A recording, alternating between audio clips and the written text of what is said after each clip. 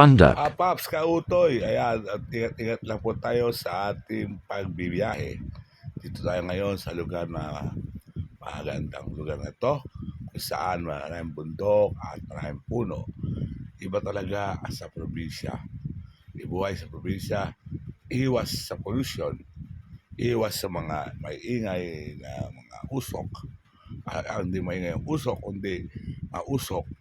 Ingat sa ating mga polusyon. Napakaganda ng tanawin. Malalagim ka sa makikita sapagkat dito talaga ang bansang Pilipinas.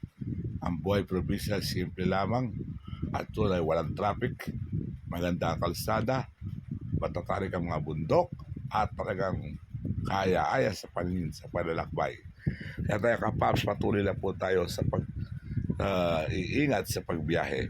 Kapaps, salamat sa mga sumusuporta sa aking vlog. At sana ay pagpalay kayo ni Ate Lord. Salamat sa mga followers na patuloy na nagpa-follow sa akin. Follow nyo mga kapaps din do. Mega shoutout sa inyo lahat dyan.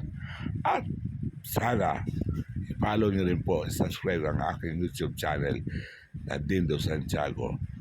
Kaya mga kapaps, huwag natin kalilimutan ang laging manalangin at mag-ingat.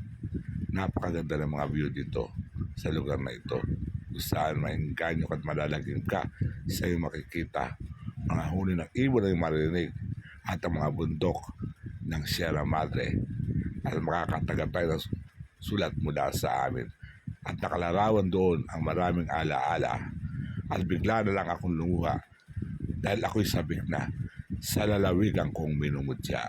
Ang probinsya ay simple lang ang pamumuhay, buhay sa probinsya, kaya-ayang paningin at tunay na nakakapighani at wala kang makikita usok at polusyon. Tabing dagat ay ang alon ay tunay na talagang nakakatanggal stress. Kapaps, bye-bye kapaps.